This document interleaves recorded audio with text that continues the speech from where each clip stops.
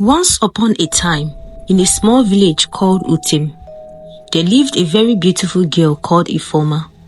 She was well known by all the villagers because of her confidence and jovial nature. However, there was something about Efora that made some of the villagers dislike her. This was the fact that Efora was a terrible gossip who had a very bad habit of poking her nose into people's businesses and spreading false rumors and half stories about the villagers. Whenever Efora came across two or more people having a conversation, she would often insert herself into the conversation without being invited and start poisoning the mind of the villagers, turning them against each other. She would whisper into the ear of the villagers, sharing captivating and intriguing tales about other people, which spread like wildfire in a short time among the villagers, causing hate and malice among them.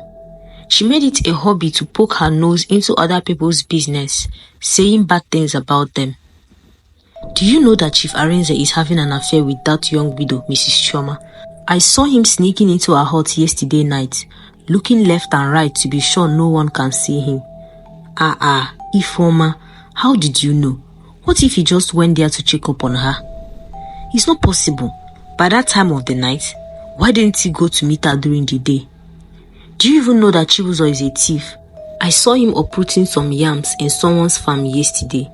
Efora, what if he was employed by the owner of the farm to harvest all the crops? If it was true, then why was he secretly doing it when no one was around? Her parents, Mr. and Mrs. Eze, were very peaceful people and well respected in the village. They knew of their daughter's bad habits and would often advise her to change her ways and stop spreading bad rumors because of the pain and mistrust it would cause among the villagers. But Efora was very stubborn and refused to listen to them. She was addicted to the attention and the feeling of importance she got when people often gathered around her to listen to her gossip. Words are like broken eggs, Efora. Once it comes out of the heart, it can never be fixed, her father would say. Efora, please, stop spreading false rumors and stop discussing other people's business. It's very wrong to do so, her mother told her. Her parents would often advise her, but Efora refused to listen to their words of advice. As time went on, Efora's gossiping and false rumors became more malicious. She started spreading lies about prominent leaders, and when there was no story to tell, she would cook up lies about them just to get people's attention. Efora's father was a well-respected elder and a part of the king's cabinet. Whenever the king had a meeting with his elders, Efora would run to her friends and begin to tell them lies about the discussion her father had with the king. This often caused confusion and chaos within the village.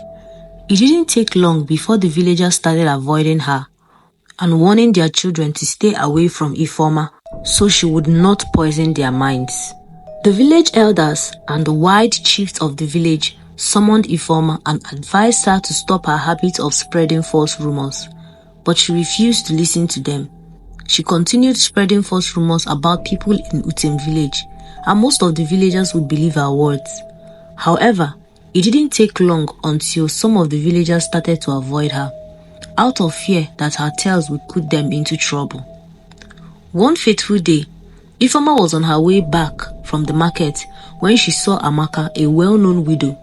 Amaka lost her children and husband many years ago to a wild beast which attacked them when they were working at the farm. Ever since then, she had been staying alone at the edge of the village, away from the other villagers, mourning and grieving the loss of her family members. She visits the markets once every week to buy foodstuffs, and no one ever visited her. When Efora saw Amaka, she looked at the basket which Amaka was carrying and saw some vegetables inside which she went to buy from the market. Efora greeted Amaka and went her way, but when she got to the market, she started spreading false rumors about Amaka. Do you know that old widow, Amaka, is a witch? She's the one responsible for the death of her husband and children many years ago. It wasn't an ordinary beast that killed them. Amaka sacrificed her husband and children in exchange for spiritual powers. That is why she doesn't live in the village like the rest of us. she picked a house at the edge of the village so that no one will see her when she starts practicing her witchcraft. I saw the spiritual herbs she often used today. Ha! Efora, are you sure of this thing you are saying? Please mind what you say before you put that old widow into trouble. But Efora refused to listen. She continued spreading the false rumor about Amaka, telling anyone who cared to listen. And before long, the rumor about Amaka spread like wildfire in the village of Utem because they had no tolerance for witches, and anyone found guilty of being a witch was either buried alive or banished from the village. It didn't take long before the rumors got to the ears of the king. When the king heard this, he was very angry and furious, so he sent his guards to summon Efora to the palace. They took Efora to see the king in order to defend herself and her words. A lot of questions were asked, and Efora covered them up to the best of her ability, fabricating more lies to cover up the theory she sold to the villagers because of the punishment that awaited her if it was discovered that she was wrongly tarnishing the image of the old lonely widow. However, despite her stories she fabricated, the elders and chiefs were not satisfied with the answers she gave, so the king sent his guards once again to summon Amaka to the palace. Unfortunately, when the palace guards got to Amaka's house, they saw her cooking some leaves into a very big pot. Without asking questions, the guards concluded that Amaka must be a witch, just as Efora said. They believed that she was boiling charms inside the pot because of the offensive odor that erupted from the pot. When they took Amaka to the palace, the king told Amaka, "Efora here accused you of being a witch. She also said you are the reason behind the death of your husband and children. What do you have to say in your defense?"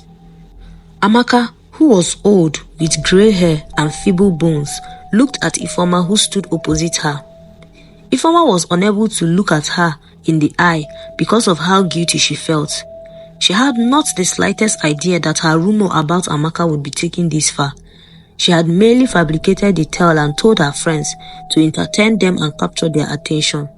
But now, she had no choice but to continue more fabrications in order to escape punishments at the expense of Amaka's life.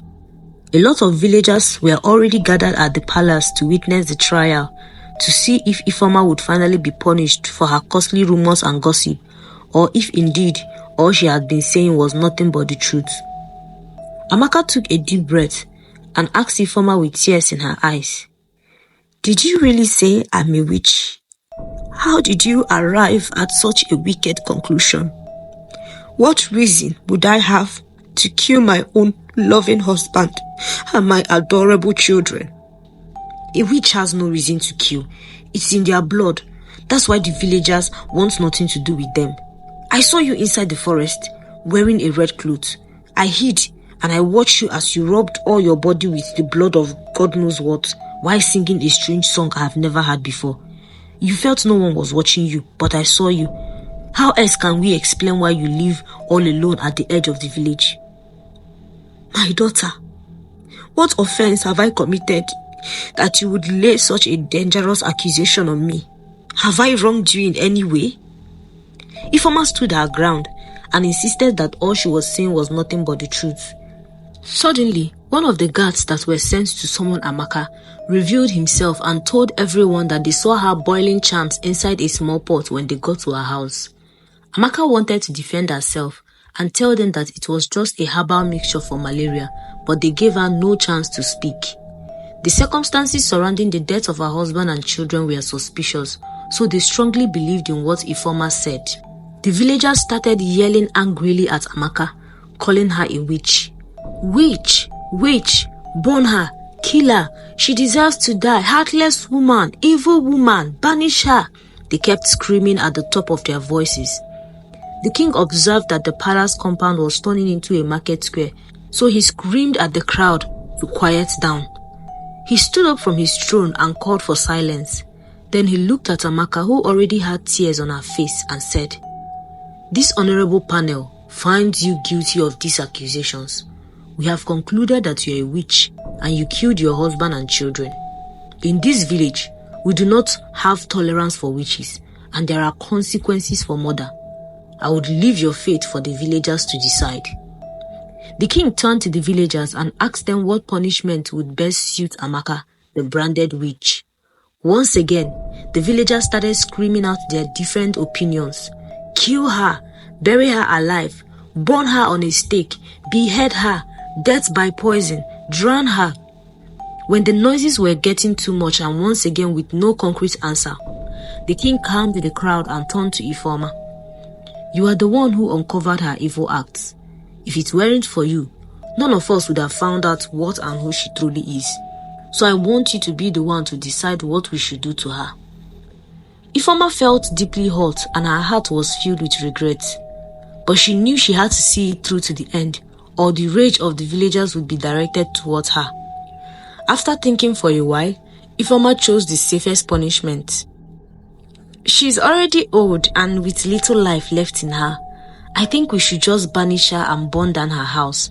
There's nowhere she can go, so the beast of the forest would kill her in the same manner she killed her husband and children. The king nodded his head in approval and the villagers admired Efora's judgment. So Amaka was banished from the village.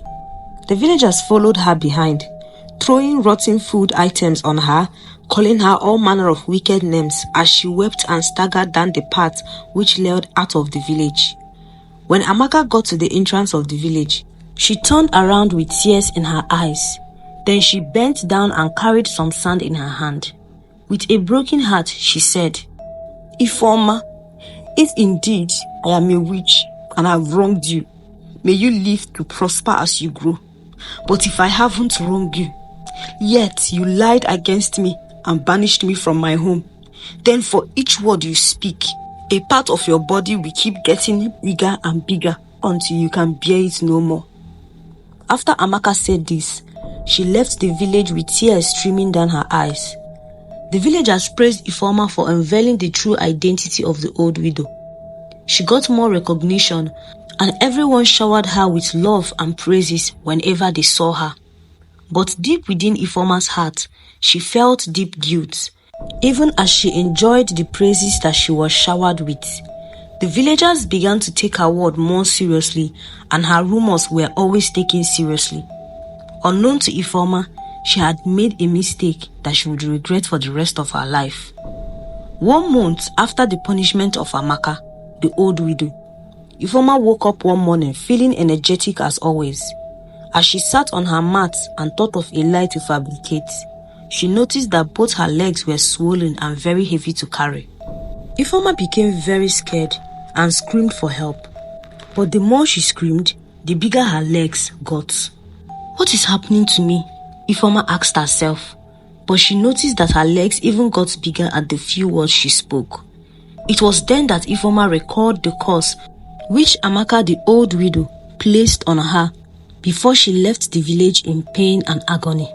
By the time her parents returned from the farm, they were shocked to see Efora lying on the mat with swollen legs, swollen arms and a big stomach.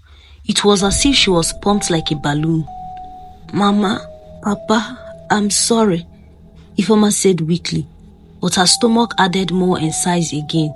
Her parents were very worried and scared, so they went to call the village spiritual healer to come to their aid. When the spiritual healer arrived, he made some incantations to communicate with the gods, and he told Efora's parents that their daughter had chewed more than she could swallow. But they didn't understand what he meant. The village spiritual healer did some more incantations and revealed to Efora and her parents that Efora wrongly said bad things about someone, which led to her untimely death. The only way to save your daughter is that she would confess in front of the whole village and right the wrongs she did. After he said this, he left their huts. Efora's parents had no choice. They took their daughter to the village square where the villagers were gathered, looking at Efora with disdain and surprise, asking each other what must have happened to her. When the entire village was present, Efora started confessing all the wrong things and the false rumors she had told the villagers. As she talked, some of the villagers met each other and reconciled their differences that was caused due to Efora's rumors.